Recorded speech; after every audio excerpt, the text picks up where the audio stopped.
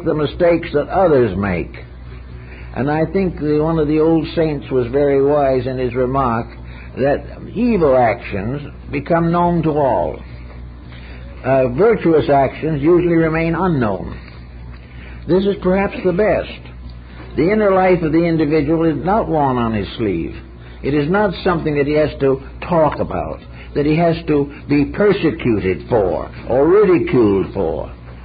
The good life is something simply to live straight. And to the most part, in the long run, this is respected. But it causes no violence in society. As the scriptures have pointed out, the treasures that are stored up in the inner life of the individual are not taken from any other person. No one is poorer because we get stronger in righteousness. No one is deprived because we gain greater insights. Material problems make us perhaps pauperize each other, but the spiritual integrities of life help us to redeem and enlighten and protect each other throughout all the years of life. Now, there are various ways of trying to get to this point. And one of the ways, I think, is through a kind of meditative visualization of the situations as they exist. Behind this little thin veil that divides the physical world from what we cannot see, behind this veil is everything that is important. And we haven't quite got the vision to see it. Some think they have and hope they have, but very often their testimonies are arbitrary and conflicting. One thing is true, however, that through a kind of internal meditation upon the realities of life, the recognition of big things in nature and in the universe, things that we may see either in a great tree or in a tiny flower at the foot of a bush, things that bring to us nature, that show us the infinite diversity of activities which make up life, the ever-present manifestations of a divine energy, that all things live because of one life. All things live because that one life is growing in them. And the growth of that life is evolution.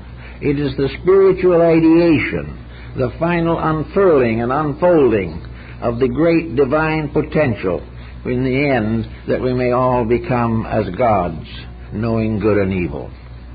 That must come in the due course of time, that we shall become this particular being, a being in which the perfection of life is glorified, and that we become great not in ourselves, but because of an eternal greatness that lives within us. The Oriental mind, particularly in the Northern Buddhist system, uses the concept of the Lord Maitreya to recognize the ever-coming reality. The word Maitreya, or the Buddha to come, who is waiting to be born into this material world, is a personification of a principle. It is not a man sitting up in a heaven somewhere waiting to be born, or a woman doing the same. The actual point of it is that the ever-coming Messiah, called Maitreya in the Orient, is simply a word which means kindness. The word Maitreya, the Savior of all nations, is kindness, and it is to come. It is waiting somewhere to come into the lives of all of us. Kindness is the healing power. It is the miracle. Kindness winds its way through all phases of existence. It binds up all wounds. It ends all animosities. It closes forever the gates of wrath. So somewhere this kindness is. And one place where we know it is in ourselves. We have had moments of it. There have been moments when we were very kind. Then there were moments in which we forgot to be kind. There are moments when we have been heroic in the terms of the expression of the best parts of ourselves. But then we get back to the daily procedures of life, and all these things fade out, and we begin again to nurse our little selfishness at the expense of the greater part of ourselves. Now, what is the answer to it? Supposing we did try to cultivate kindness, that we recognize that wherever kindness is, the blessing of heaven is upon it and upon those who practice it. Supposing we say, well, that's going to be very expensive. If we're really kind, we're going to have to forgive people for things they've done to us that we don't think were fair. We have to try to get over the common impulses to improve our situations. We have to get over the tendency to be a little unscrupulous in the fulfillment of our own ambitions. These things are going to be difficult. The question is this true? It might be true if we were going to be here forever. But what is the reason why we cannot do these things in the view of the fact that in a short time we just aren't going to be here for a while? Now, we may be back, but if we come back, we will be ruled by the degree of kindness that we have developed. The one thing we can take with us is self-improvement. And if self-improvement is nursed and nourished, it is the one asset that can come out of material life. 10% on the bonds won't. None of these things can.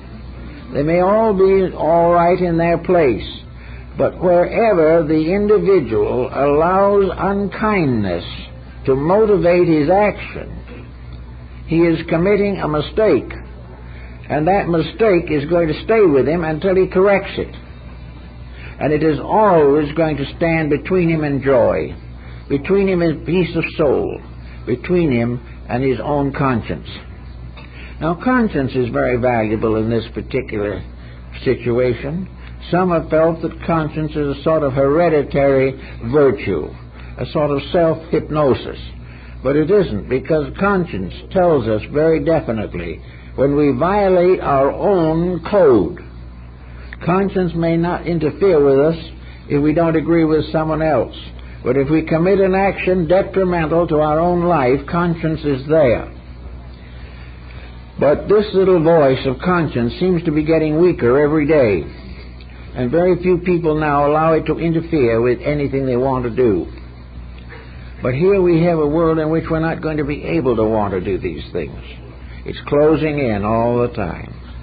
The mistakes we have made are becoming more and more difficult to remedy. Therefore, we must begin to realize that we may have to live for quite a while in an environment almost completely dominated by mistakes. Things that shouldn't be, things that should not have occurred, but did.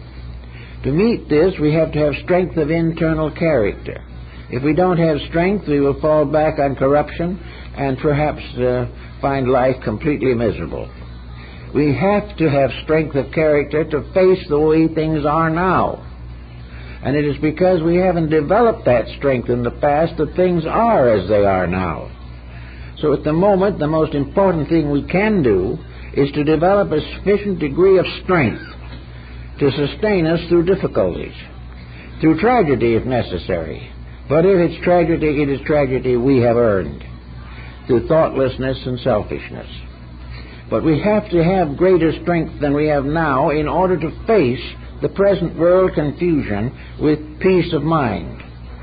And faith is the only thing that we have that can stand against the disasters of life. And this faith is not an excuse. It is not an evasion. It is not something we simply do to try to deceive ourselves. Faith is a deep realization that the truth exists, that we are part of that truth, that in spite of anything we can do or try to do, that truth is still there. We must make peace with that truth, for the truth in itself cannot make peace with us. We have to make the gesture, the motion ourselves. And if we do this, we can find out a little bit about, for instance, the Pythagorean discipline that I just mentioned. Namely, that by looking back into a day or a week or a year, we see a microcosm of our entire lives. We can understand the motions that dominated us. We can realize how early childhood affected us, how much we developed and how much revenge we nursed, and how we determined to get back at society because something it did to hurt us, or why we haven't been able to go on loving everybody because someone deceived us.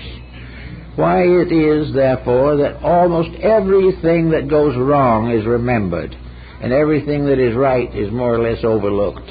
Little by little we become more and more pessimistic, more and more doubting, and more alone because of our own attitudes. So we should look back over these things and see what we can do to straighten them out. With a little effort, you can probably turn a long period of disillusionment into a pretty nice time of life. We can see that we misjudged things, we talked too much, we carried stories that were not true, and if they were true, they were none of our business, and little by little we got into trouble. So we can look back and we can say, well, I don't think I graduated from my own past cum laude or anything of that nature. I probably nearly flunked the course up to now. But there's always a possibility of making a great advance by watching the result of past mistakes. So this Easter, let's try to say honestly and firmly and really that we do not have an enemy in the world, that we have no one we wish evil to or ill. We have no one we are afraid to meet tomorrow or today, that we have nothing in our lives or in our relationships with life that we cannot face constructively, that if the truth needs to be told, we will tell it, but we will tell it always with kindness, never with bitterness. We will never insult other people because we think they deserve it. The more they deserve it, the more they need help. Everyone who is wrong is suffering from some kind of mental, emotional, or physical sickness. Selfishness is a sickness. Hate is a sickness. And the hate is a sickness that is worse than any malignancy that you can have in the body. All of these things we can think through. We can begin to figure out how we could make a better life. This is part of the secret of the Oriental mandala philosophy. A mandala is a visualizing or a picture meant to represent a spiritual reality. Spiritual realities cannot be actually visually seen. They are far off in the great world of causes, but they can be experienced to various degrees. And the experiences suggest patterns, parables, allegories, fables, and emblems. This recognition of the nature of the infinite cannot be brought to us on a film or something of this nature, but we can build within ourselves the vision of its proportions, the shape of it, the glory of it.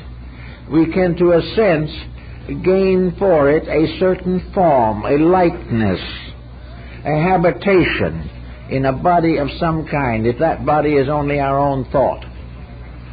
But if we begin to glorify the invisible, if this becomes more and more wondrous and luminous, it also gives us greater strength with which to fight the problems of the visible. We will no longer regard things around us as omnipotent, and will begin to move our faith, our hope, and our conviction towards this vastness which we begin to experience and which we know has to be there. There's nothing else that could support the galaxies that go on forever. There's nothing else that could ensoul all forms. There is nothing else that could give us the power of sight or the power of thought. All these things represent forces beyond our comprehension. But we know they're there, and we know, therefore, that they are part of a plan, and that we are all purposed creatures, not individuals simply floating around in a mist of matter. So with this realization coming gradually through us, it becomes much easier and less difficult for us to experience the kind of life that we need, the kind of life that will bring us internal peace. And at Easter time, we can imagine that you're standing perhaps in a great cathedral, like Chartres, or perhaps one of the most beautifully ornamented, the Cathedral of San Marco in Venice. Here, the walls and the ceilings are covered with the most beautiful mosaic pictures. Pictures in the domes of the various rooms that rise up like clouds into the sky. We see the heavens unfold, as in the chapel of the Vatican, the Sistine Chapel. Everywhere, these mosaics, paintings, symbols represent a larger world, a world beyond our comprehension, really, but a world which in some mysterious way we know has to be there, because if it was not there, we would not be here. We are inevitably bound to causes that we cannot see, without which our own existence would be impossible. So we look up at all these beautiful pictures that are dreams, ideals, visions, inner convictions of exalted moments in the life of an artist or in the life of a great cleric. And in these things, it seems as though the sky is opened and we behold the glory of the infinite.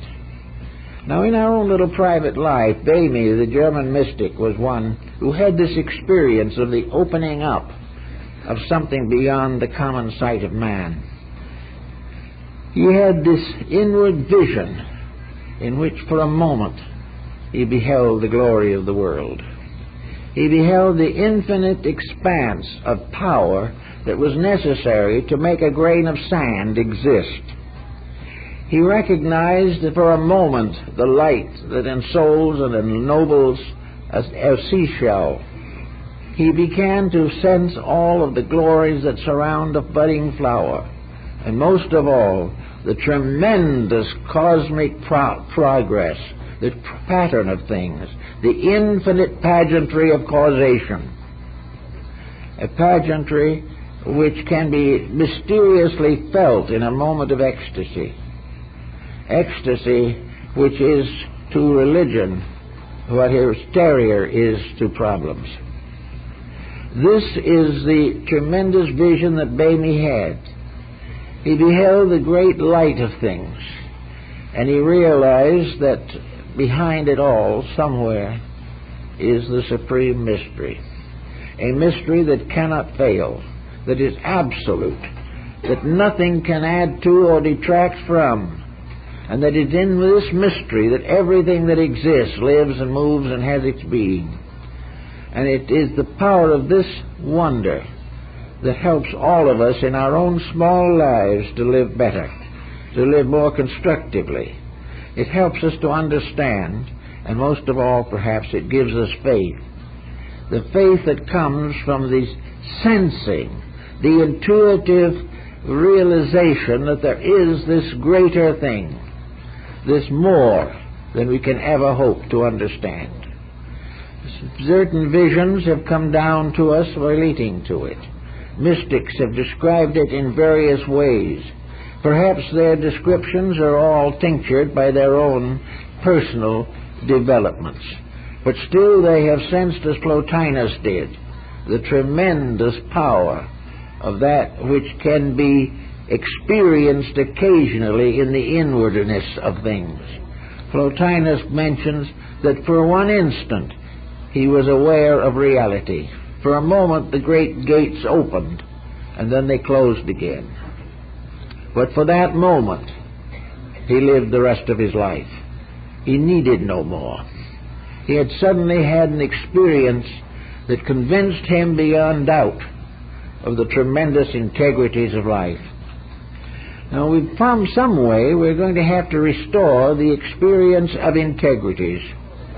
We are going to have to find our way of bringing our world back into order. We are going to have to discover what love really is. That love is not in being loved, but in loving. That love, as St. Francis pointed out, is the individual without reservation bestowing the noblest of his emotions upon those around him, expecting nothing in return. That the great power of things that is in the innermost, this mystery that Bamy tried to describe, gives forever and asks nothing. That the power of good is fulfilled by its own bestowing. That all that is beautiful and noble is its own reward. And the quiet life of intelligent integrity is itself a greater reward than any bestowal could possibly be, for it simply means that the individual has got back in line with the facts of life. So at Easter this year, we're working hard. Many people are now becoming more and more aware of the challenge of the day. Millions of people today are beginning to realize that the problem is a challenge, that it is not something that was simply dropped on them for no good reason. More and more of us are realizing that the mistakes that have been made are the reason for the problems that are now facing us. And there is a grand motion, a very definite motion, toward the restoration of the integrities of life. At this time it is limited to a few, comparatively, but it is in the hearts of many. Many people are planning changes in their ways of doing things. They are planning to build better structures. Educational reforms are taking on tremendous momentum. And it is becoming obvious that the only education that counts is the education that is built upon the great cosmic pattern by which we are all educated. Little by little, we have to learn that education means the bringing out from within ourselves of the divine power that is deposited there in eternity.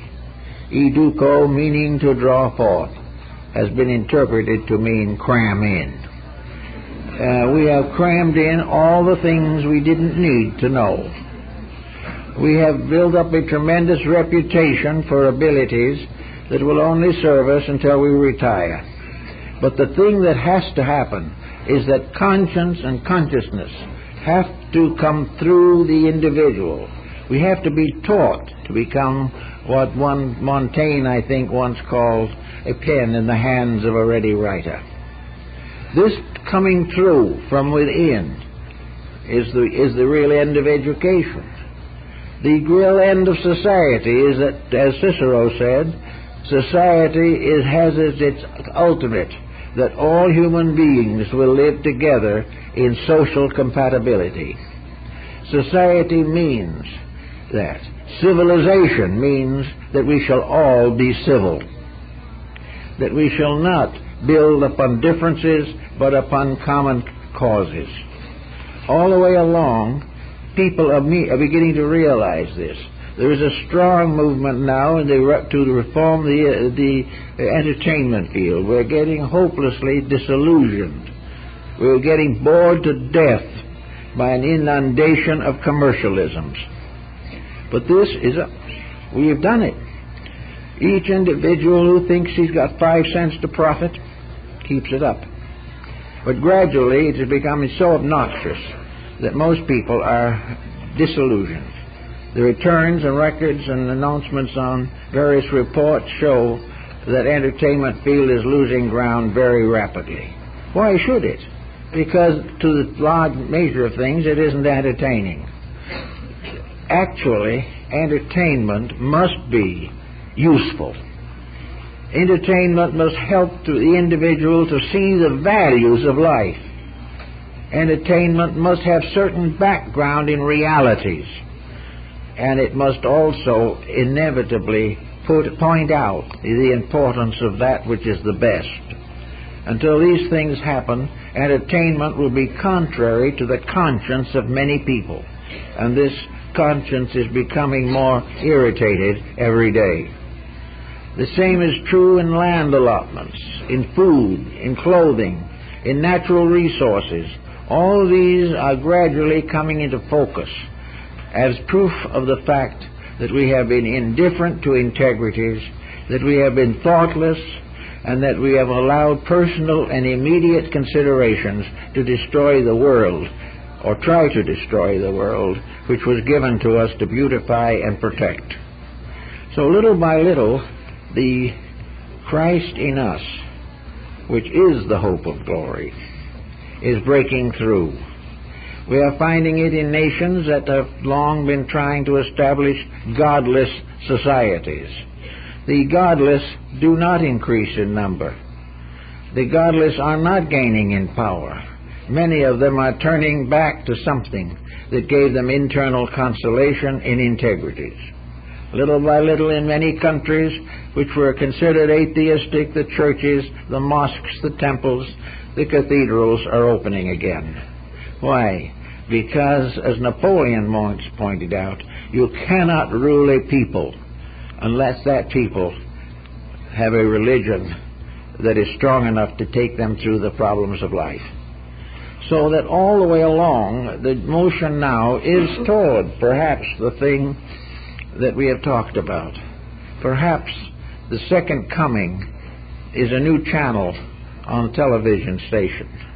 Perhaps it is a director who decides to make a really good picture.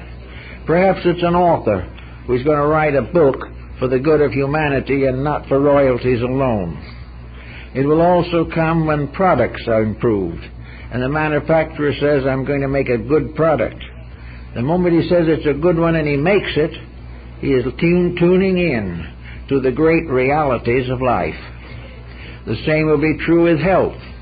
We will discover that it is not necessary to exploit the sickness and miseries of each other.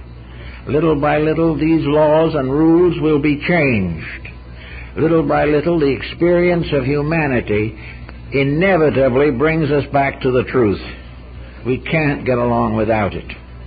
Therefore, all the deceits of the ages, the thousands of wars of the past, the inquisitions and the conquests, which have mutilated society from the beginning, these will gradually destroy themselves because they cannot continue. We are gradually reaching a point where we have exhausted the potentials of our own stupidity. We have no longer anything to support the foolishness that we continue to consider to be so important. So I think we must accept the simple truth, namely, that every Easter things are going to be a little better, because every year that lies between is going to make changes more inevitable. And Nostradamus, in his predictions, for example, described that in the next century there would be the coming of the Paraclete, the Prince of Peace, that we are coming closer and closer to the time when reality is going to break through with a crash. Reality is going to come through, and it is not going to be a deathbed conversion. It's not going to come when it's too late to do any good. It is going to come as the intensities of the present problems become obvious. When we look at the world today, we must all, I think, admit that it is in foul condition. It is in miserable condition. It cannot go on this way indefinitely. We will have more wars and rumors of wars, but there will not be such long ones. Not so many people will fight them. Not so many people are going to be intimidated into doing wrong for self-preservation's sake. Little by little, these things are going to clear. And looking over the last year's reports, there seem to be so many rather hopeful signs and indications of people waking up, finding new values, finding greater privilege and opportunity in working with the young and taking care of the desolate. We are becoming here a nation accepting into ourselves the sufferers from 50 countries. Now, it may seem this is a terrible strain upon us, but I think it is the way that Christ would have wanted it, namely, that we shall take care of the little ones, and that those who suffer, we shall sacrifice for them if necessary. All the way along, the sorrows are bringing their own solutions. Peoples are beginning to find new goals, new rewards for action. A simple society, run on normal processes and principles, and dominated by brotherly love, could solve most of our problems. We may say that it would be hard on the economic system. It wouldn't be, because the economic system has always existed primarily for one purpose, and that is a convenience. An economic system makes it unnecessary for the individual to carry the groceries in his own pocket. He can buy and sell without delivering the animal right there on the marketplace. He can do things, he can have things through a great exchange. This can continue. There can always be proper exchange, but it can be fair and honorable and just. We can do all the things that are right, and having done them right, we will observe a quietude, a peace, a gentleness coming in. We shall not be troubled by people who are led to narcotics and alcohol simply by the stress and weakness of their own natures. Little by little, it's going to come through. I feel perfectly satisfied, and always have, that never will this world be left without the guidance it needs. The only problem we have is to recognize it when it comes. If we don't recognize it, that isn't even so desperately bad, because it's going to come whether we recognize it or not. And we're going to have to live with it. And for a moment it may seem rather oppressive, but in a little while we shall discover that it is easier to be happy and honest than it is to be ambitious and dishonest. All the things that we don't like are going to gradually be transformed into what is right, or we will learn to like that which is best. So on Easter, I think we ought to think about these things as much as we can with a view of making new resolutions in ourselves and trying in our own hearts and minds to see the sky open and the heavenly victory of truth over the injustices of material existence.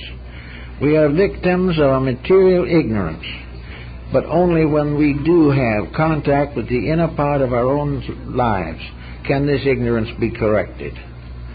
And the ancient symbols, the mandalas, the various emblems and diagrams of the past, the visions of the great artists, the Madonnas of Raphael and Tintoretto, all these great works of art are inspirational works, all based upon the concept of the reality of something sacred, something important, something divine, by which we can lift ourselves out of the mire of our own making.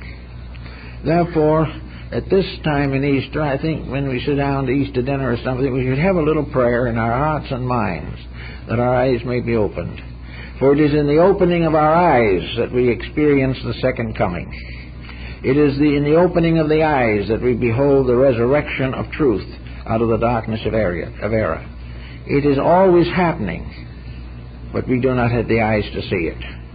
When our own hearts and minds illumine our visual equipment, we will see that forever the truth is becoming. It is coming always. It is always unfolding through life and through living things. It is unfolding through us if we will permit it. And by kindness and thoughtfulness and gentleness, we are bringing closer and closer the day of the great liberation, when there shall be one sheepfold and one shepherd.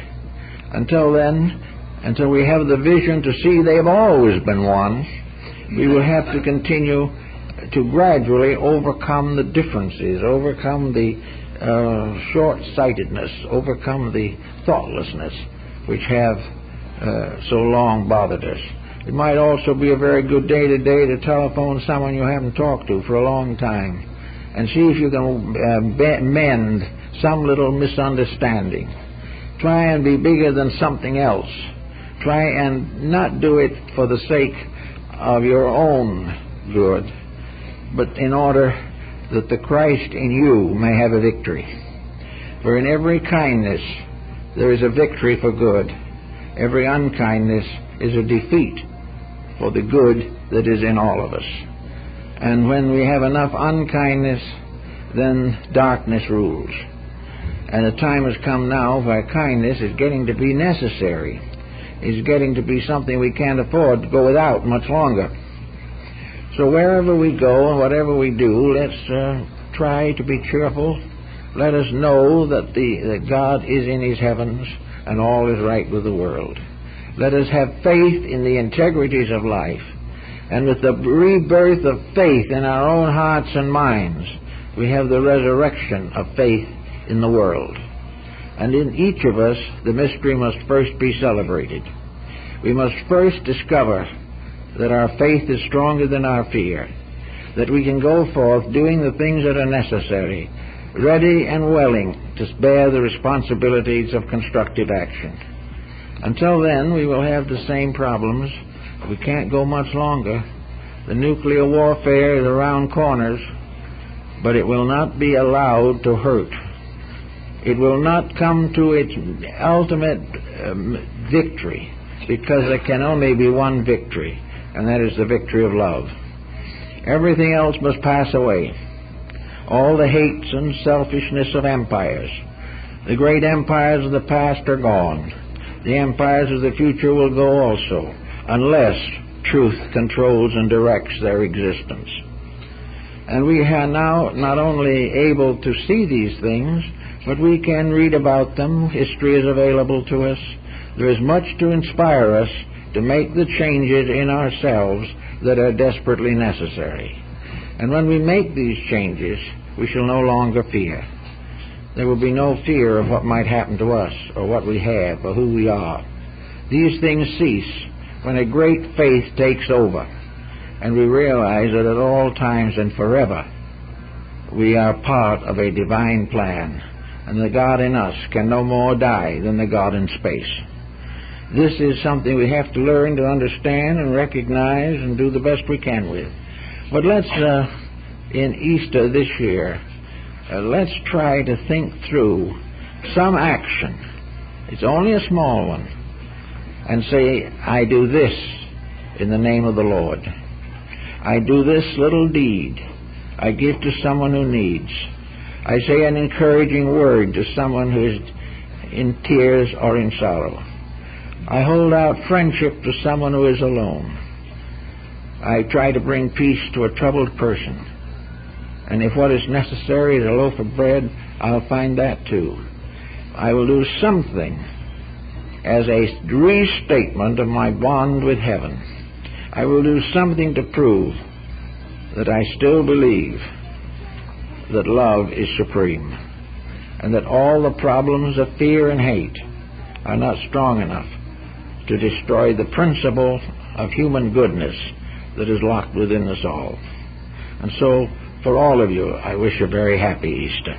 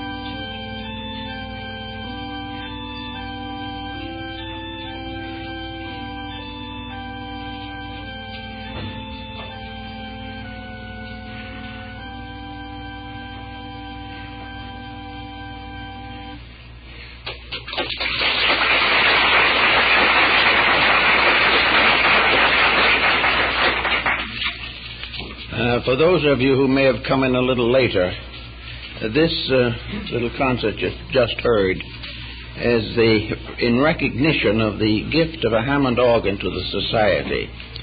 It was presented by Phoebe McDonald of Laguna Beach, according to the wishes of her sister Marjorie.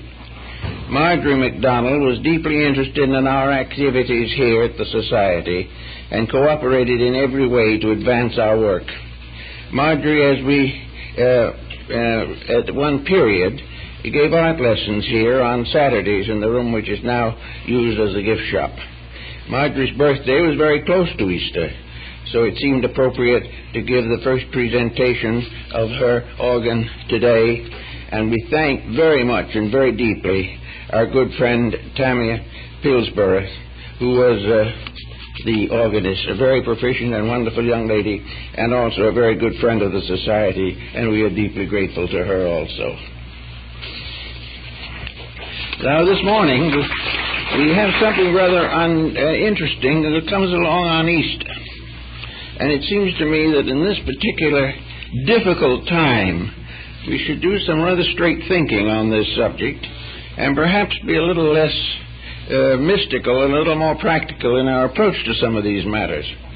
I'd like to begin by reminding you that according to the current issue of Guinness Book of Records, between the year 1800 and the present time, 2,500 million copies of the Bible were printed and circulated. They were circulated either completely or in part, and they were circulated in 1,700 languages and dialects. It would seem, therefore, that we must face the fact that the book has had a tremendous coverage, that it has not only had this tremendous publication since the year 1800, but it has also has been published long before that time, and probably at least 500 million copies were in circulation in the early years of printing. So all over the world this book is known. And all over the world, even among other religions, the book itself is respected.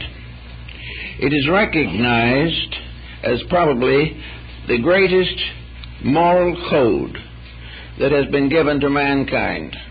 Certainly it is the greatest moral code that has been given to Western society. Nearly all other religions, however, essentially have the same basic concepts. They all have the same deep desire for the spiritualization of humanity. They want human beings to live together in peace.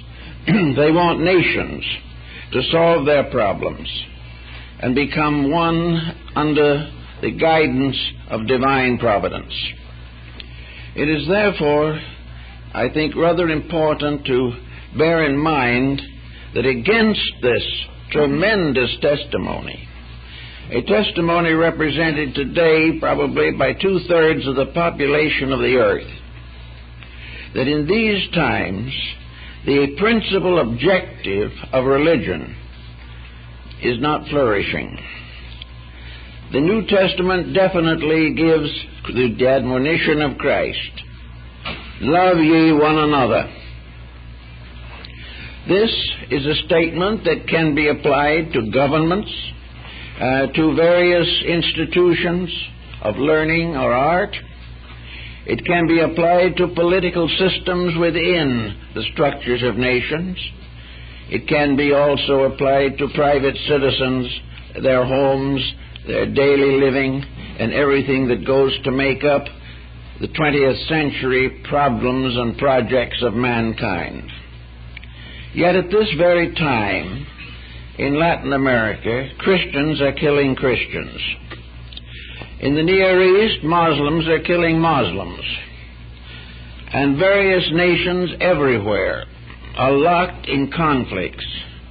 Assassinations are becoming more or less too frequent, and in many cases are proudly claimed by these militant groups.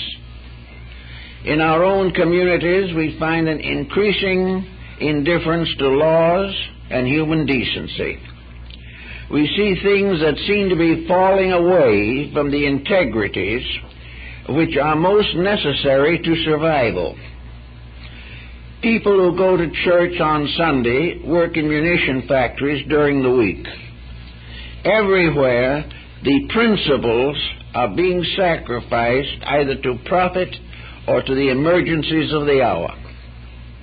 So on this occasion, at Easter with us, it seems that we should definitely try to understand and consecrate our lives to a more orderly procedure in harmony with the divine codes which we have received. Also, by general recognition and examination, it has been well established that of the present population of the earth, nearly 3 billion are religion-oriented. That means that over half of humanity, or at least a full half, has spiritual convictions. How does it happen that these convictions are not accomplishing any major purpose in the arbitration of world problems? Why is that part of society, which is most idealistically founded, fail to speak up in some way, to do something to indicate the recognition that the present procedures are wrong? In the 2,000 years since the birth of Christ, there have been literally thousands of wars.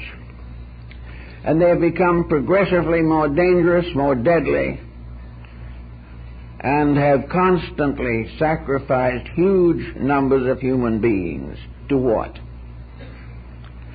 Today, the materialistically oriented individual has no answer for the problem. He has no answer perhaps for the reason that while he may not believe in afterlife beyond the grave, he has no way of preventing the destruction of him while he still lives. So it is not a problem simply of a religion based upon immortality.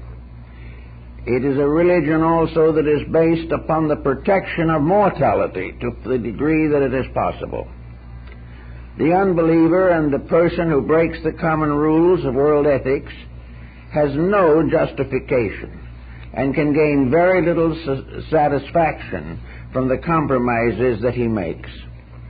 So here at Easter time, perhaps it is advantageous for us to consider the mystery of the resurrection, not in terms simply of an event that happened 2,000 years ago, but in terms of a constantly continuing event, the resurrection of realities within ourselves, within our societies, our nations, and our races.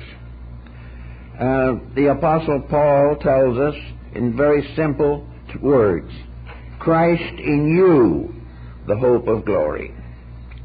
The second coming of the Messiah must be a coming through those who understand, cherish, and preserve his teachings. The time has come, therefore, for us to realize that the survival of Christianity is not in the hands of our political leaders. It is not in the hands of the great opinion makers in the world of material affairs. The preservation of our ideals rests squarely with ourselves as individuals. And if enough individuals decide the course of their conduct, tyrants will have very little effect against them. But the individual who believes certain principles must make every possible effort to live those principles and to make them a vital factor in his daily existence. Now, over the last 60 years, we've worked with a great many people. And we have worked with countless people who sincerely believe that they are good Christians. They believe that they appreciate and understand the mission that Christ came to accomplish. They believe that they have been brought into the sanctuary by baptism, christening, or some ritual or rite. And they also have a great hope that in the fullness of time, the great messianic mystery can be fulfilled. And yet these people, with all their convictions, are very much like those out in industry or in any other walk of activity.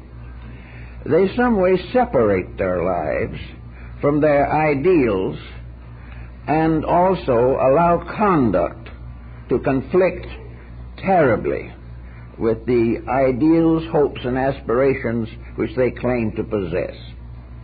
So on this Easter, it would be rather nice if we could begin making dedications to principles within ourselves. We may not be able to control the development of nuclear weapons. We may not be able to accomplish the things we desire that might be beautiful and good. But in ourselves, we can go against something that has gradually increased in menace and danger until today it stands where it could threaten the actual survival of mankind. That this should happen in a world which is largely dedicated to idealism and integrity just doesn't seem to be possible. Perhaps it is possible only from one particular cause, and that is a clear line of demarcation between belief and action. We have beliefs, but in the midst of these beliefs we fall back upon an inferior foundation of action. Let us say that within each of us is a soul that aspires to reality.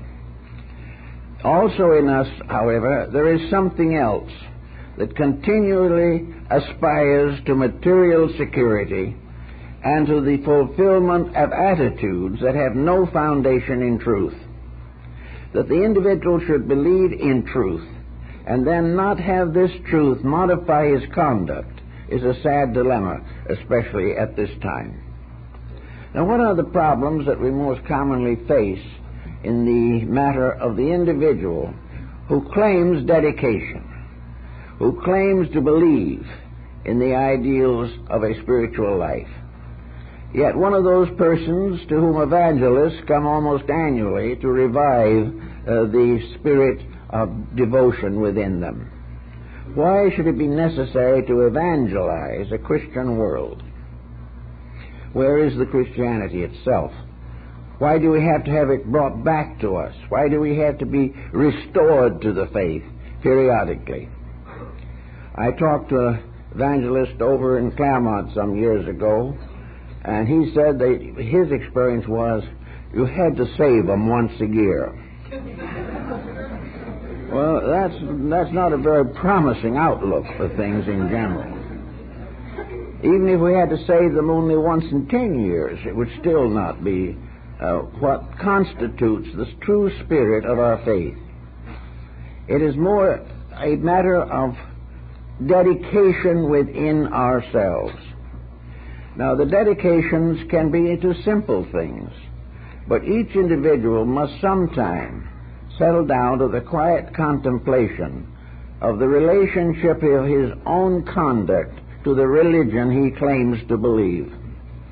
If this comparison is not made correctly and constructively, something is wrong.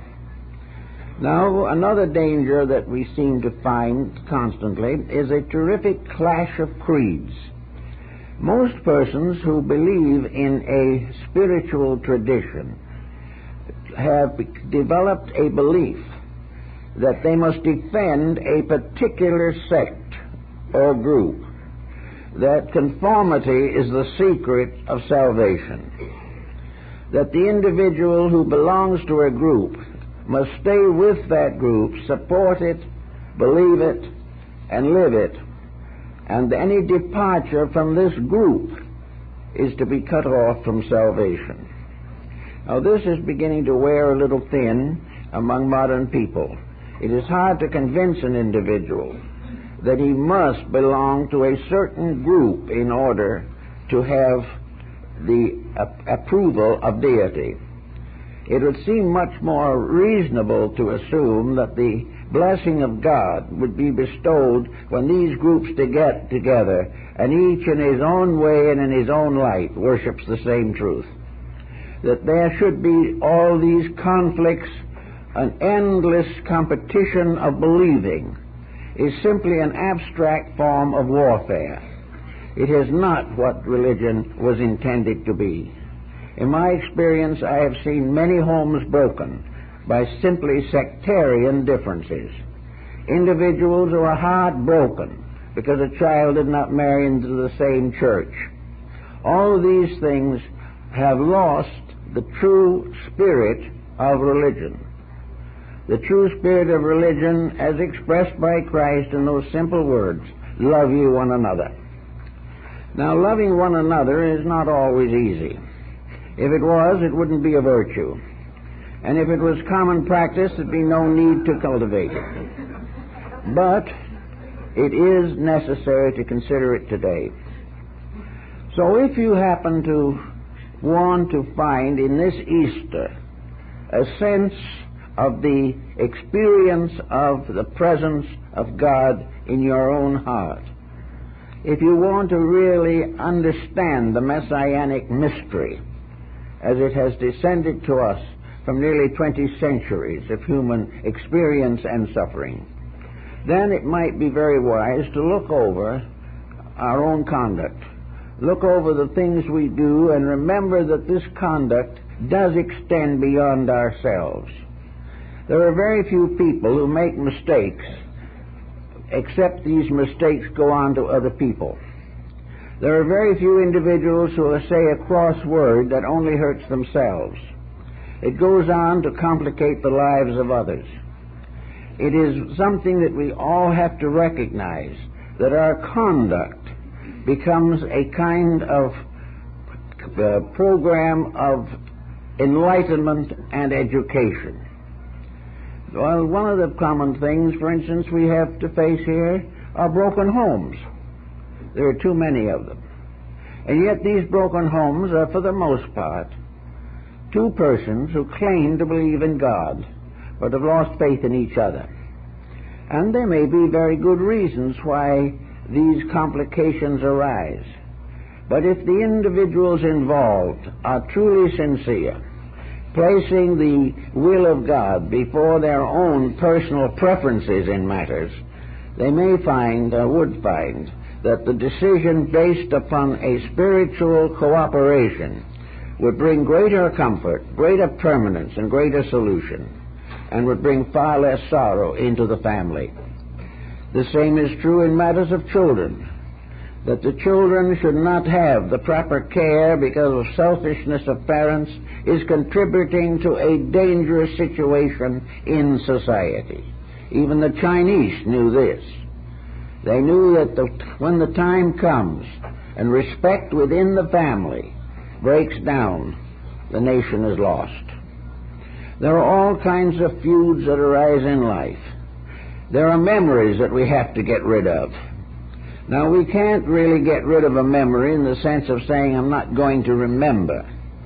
But we can gradually transform an unpleasant memory into a valuable lesson. When we look back, we should not think, first of all, of how we have been wronged. We should think, rather, what our own responsibility was. Did we share in this guilt? Were we partly, at least, responsible? And if possible, is there some way of reconciling these differences? It is unfortunate indeed for any person to leave this world leaving an unsolved difference behind them. All these things are part of a religion that is based primarily, as Emerson pointed out, upon conduct, upon the individual living his faith, living it and allowing through this living of his faith for an eternal power to come through into him and through him into the world. If there is no love in our own hearts, it is going to be very difficult to bring peace into the world, or arbitrate the differences of beliefs, or prevent those who love God from killing each other. This type of situation is getting critical. And while to most of us the solution cannot reach out into the larger world, over which we have no influence, really, it does reach into an area of influence which each of us has. We have some friends, some relations, some acquaintances, some responsibilities, some decisions, which, if improved and in various ways religiously oriented, could be a great help to bring better situations to this troubled community we live in and call the earth. Actually, almost all of our selfishness is so short-sighted. It isn't very much good to us even while we are thinking that we are making ourselves happy. Selfishness actually doesn't help to make people happy. There's an old saying, I think Josh Billings may have said it first, and that is that whenever we get what we think we want, it loses interest, and we must want something else. And this is because most of the things we want really are not interesting. They hold our attention because they require a certain amount of specialized effort. But once acquired, they lose all value. And most of the projects which get us into trouble have no permanent or enduring significance. They are things we'd be just as well off without, even though we may not realize it at the time. Also, we now find, wandering about our streets and everywhere, delinquent young people. And we like to assume that this delinquency is due to conditions beyond our control. It may be that much of it is difficult for the individual to take over, but there are opportunities for each person. I've had too many come to me with the problems not to realize that wherever a problem arises, the thoughtful person can do something about it. Whereas the individual who is completely selfish, self-centered, and interested only in his own affairs simply contributes to the miseries of mankind, accomplishing nothing for himself that is permanent and doing no good to others. Therefore, at Easter, I think we want to begin to think in terms of the mystery of a resurrection of realities in our own hearts and minds, a wiser use of our worldly goods, a greater dedication to the suffering of mankind and what we can do about it, a better sharing not only of what we have but what we are, greater tolerance and patience, greater kindness in moments of emergency, a greater tendency not to think first of ourselves. Our enemies, nationally, internationally, racially, culturally, are mostly selfishness and ambition, the tremendous determination to advance our own ends. For this particular reason, we are perfectly willing to sacrifice human life because it will give us here a good opportunity to make wealth by devising methods to destroy other people. All of this selfish production deals with a factor that we are all going to have to face, and it may be an unpleasant head-on collision when it comes. Little by little, we have become wealth-oriented. Wealth takes the place of conscience. To accumulate is more important than to become better. To hold on to what we have desperately, even if it takes all the energy of our living to do it, is more important than holding out a helping hand to anyone else. This wealth orientation is also, of course, part of a very interesting pattern that arises in society. The powers that be in this world have only one way, really, of working with us, and that is they have to allow us to get into a certain amount of trouble in order that we can learn what it is necessary for us to know. We have to learn through suffering because we have refused to learn any other way. We have found no real joy in unselfishness in comparison to the joy of being selfish and getting what we want. And we don't think of this as wrong in any sense of the word, and we could moralize it indefinitely, and there wouldn't seem to be much wrong with it. The only thing that's wrong with it is while it's going on, the world is getting worse. Something is the matter. And the matter is very largely indifference to the rules of the game of life. We should know better than we do. We know the mysteries of birth and life and death. We realize every day of our lives that the path of glory leads but to the grave. We know all the time we can take nothing with us, and yet we struggle bitterly to the end, hoping we can depart with what we have in both hands. We can't seem to recognize, by perspective, the grand total of our misunderstanding of life. That we are actually unable to put together the simple facts and try to glamorize an illusion to the degree that it becomes worth living for. So the grande illusion goes on. The individual follows the way of the ages, to be born, to suffer, and to die, as the Caliph of Baghdad is supposed to have said. And this becomes a rule. And yet, why does it have to be a rule? Why should not the interval between birth and the departure from here be a wonderful adventure? Why should we settle down to the fact that we must turn it into a battlefield, or worry day and night over the rise and fall of the securities markets? Why should we make everything here difficult, when in reality we have every opportunity to have a rather nice life? Most persons are born with reasonable health. Most persons have some abilities or talents that they can use successfully. The majority of well-intentioned individuals are willing to make a living. But all through all these convictions, terrific exaggerations of emotion and thought corrupt the morality and ethics of it all. We become completely absorbed in an illusion, in something that is not real, but which destroys the wonderful things that are real. And the wonderful things that are real are peace, happiness, reasonable security, friendship, kindness, and these gentle virtues by which we can all live our span of lives without unreasonable suffering.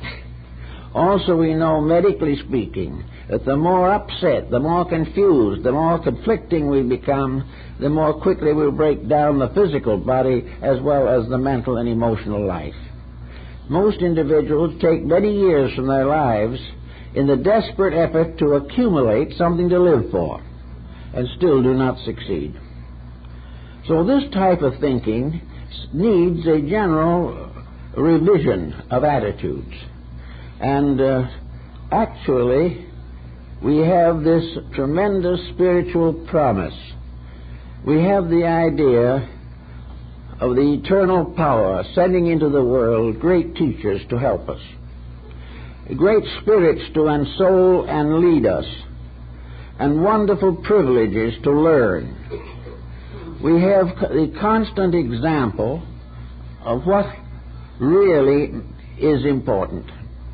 Now, another interesting or somewhat conflicting remark is that the people in this world who are breaking all the rules cherish the memories of those who keep the rules.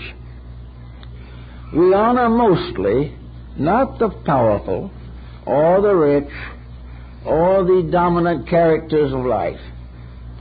We actually honor most those who have had least of the world's goods, but have given the most of hope and understanding to the human heart. Jesus, they say, had no place to lay his head. He was poor to the end, and has become the uncrowned king of the world. But those who claim that they admire him more than anyone else do not fully understand him when he says, "If you love me, keep my commandments." Now, if the Christian loves Christ, he must keep the commandments. He must keep the rules. And if he keeps the rules will keep him. If he breaks the rules, the breaking of them will break him. So we believe in these things. We cherish them. So the time has come when we must do something about them to create a better condition for the future. Buddha renounced an empire, or a kingdom at least, and went out as a beggar into the world. Confucius left all in order to teach. Lao Tzu, disillusioned, went out into the Gobi Desert, leaving behind a world that never understood him or what he was trying to do. Muhammad was poisoned. Pythagoras was assassinated. Zoroaster had a spear in his back. Those who have loved man most were also most hated. They were feared because they would destroy the idea of temporality which we are trying to sell ourselves and have been trying ever since the beginning of history. We are trying desperately to live in a world too small for us. We want to stay in the world where we can do exactly as we please at the expense of everyone else.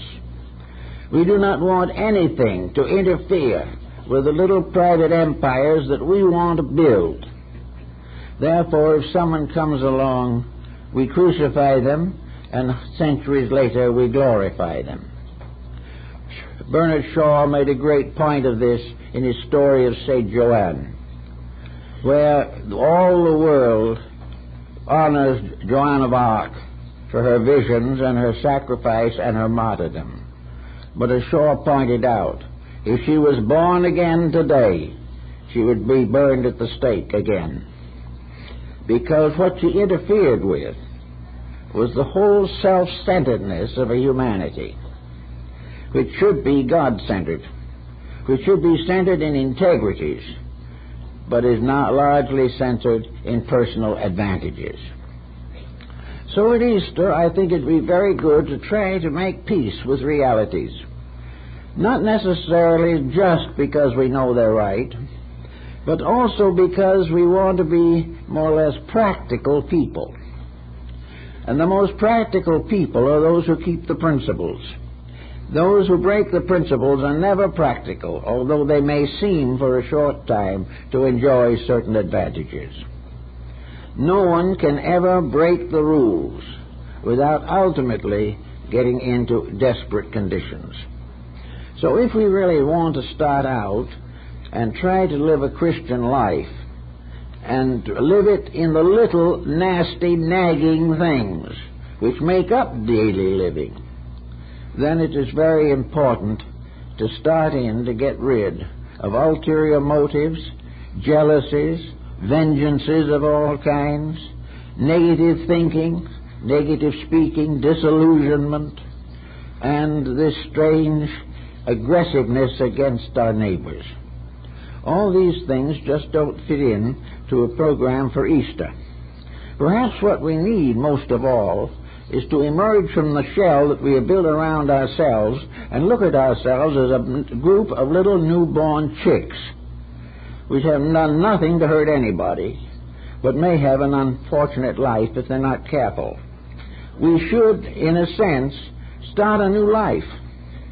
And every Easter is a challenge to a rebirth, a birth into a higher level of personal awareness, a rebirth into a new recognition of world integrities, a belief that there's something bigger than munitions, armament, and nuclear physics, that we live in a world which none of us really understands.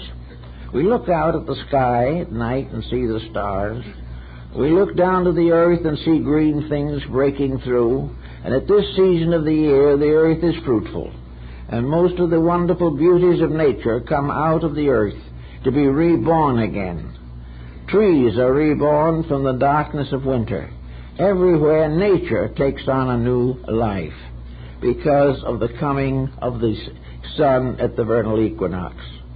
In a sense, therefore, the Christian mystery has to do with the Son of Glory, the tremendous light of inward love and faith, and the signification of its resurrection every year at the vernal equinox. The ancients worshipped the vernal equinox because it became a symbol of a revelation of integrities. It became a symbol of the annual rebirth of hope. rebirth of faith in humanity, of charity, and of all the good things we long for. It would be good, therefore, that in our personal living, every year at Easter, there would be another release of our own divine content, our divine internal, that on this particular day we should herald again the glorious rebirth of light and truth, that we should overcome the belief in death and realize the mystery of life everlasting. Each year could be a time for a new statement of faith, a new review of the year that is gone. Pythagoras of Samos recommended that the philosophical-minded people look back over a period of time, a year or even a day, and try to see what it really meant. That it is not something you just forget about and dash on to something new. Look back over a year and find out what you learned. Find out whether you have learned to have greater faith or have lost more faith. Whether you have been able to remedy some mysteries and some misfortunes of life or have simply made new ones. Perhaps you have regained a friend that was lost. Perhaps you have lost a friend that you could have saved. Look over the year and see what it all adds up to in a great pattern far beyond the boundaries of our homes, our communities, and our planet. That all of these processes have to do with life. And the life in us is the same as the life in the star. We are all part of one eternal life in eternal manifestation. And it is our privilege and our right to channel this life, this light, into ways of integrity and creativity. It is perfectly possible to recognize the problem of the Last Supper, in which we find the symbolism of truth becoming the nourisher of reality, hope, and love, dying for us. And that at the Last Supper we have the symbol of truth being sacrificed for us and being fed to us, that by this union, as in the Pentecostal mystery, we partake in the eternity of the life, body, and blood of truth and salvation. Therefore, that at this season, the truth that went into us, maybe over a period not only of years but of many lives, the truth that was locked in us from the beginning of existence, the truth that is locked in every star, and every planet, and every cosmic system, that truth should be celebrated on this day because of its resurrection, and we should provide it with the opportunity to reveal more of itself. That in each year as goes by, the inner life of the individual should have greater expression. We should have more opening up of the inner and not have it constantly imprisoned by the selfishness of the lower personality. It is said that, of course, in St. Augustine in his City of God pointed out that the City of God was the symbol of holiness, and that the opposite end of this great mystery was the city of Babylon, the city of confusion and death, the city that's represented by the cities of the plains, and all the mysteries of creation and degeneration.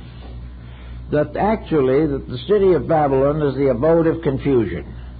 And if we study the biblical descriptions of these cities of the plains that were destroyed, we find something rather reminiscent of our own present condition.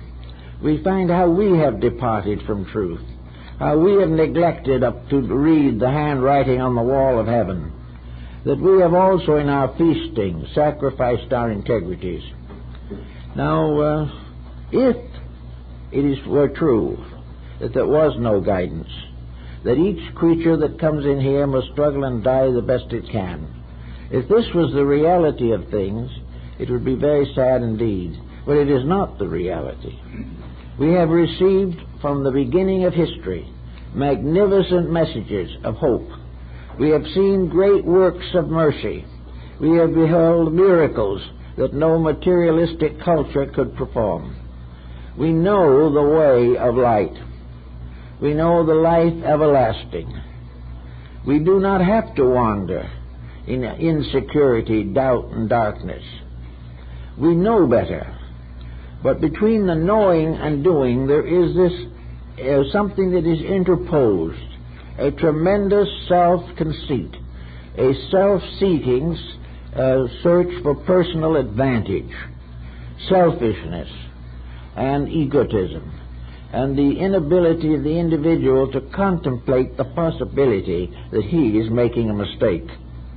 This arrogance in us stands between us and the things we most want, the things we most need. And as long as we continue to break all the rules, we will continue in trouble.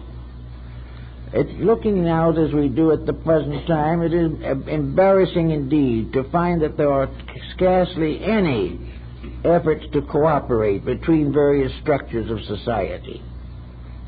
There are hundreds of little groups fighting for certain special privileges. Every group wants advantage for itself, not for all. It wants to be the leader, not one of many. Each of these groups will go on strike and even go into violence in order to gain some temporal advantage paid for by the blood and life of their fellow human beings. All this goes on, and it all is assumed to be right and proper, the way it was intended to be. Cruelty was never intended to be. Cruelty was the result of being blinded to what was intended to be. Now, most people today are getting a little tired and a little sick and a little worried and a little frightened. Therefore, perhaps as never before, this Easter has the power and the strength to really get in at our own internal lives. That now we are sufficiently disillusioned with what we're having and what we're getting, that we will gradually learn to rectify conduct. It doesn't mean that we have to go on a strike and assassinate some more people. It means, however, that we can simply do that which we believe to be right and refrain from doing that which we believe to be wrong. We do not have to attack people, but we do not have to cooperate with error, especially on the ground that it's a little bit more advantageous for us. We do not have to make the mistakes that others make. And I think one of the old saints was very wise in his remark that evil actions become known to all. Virtuous actions usually remain unknown.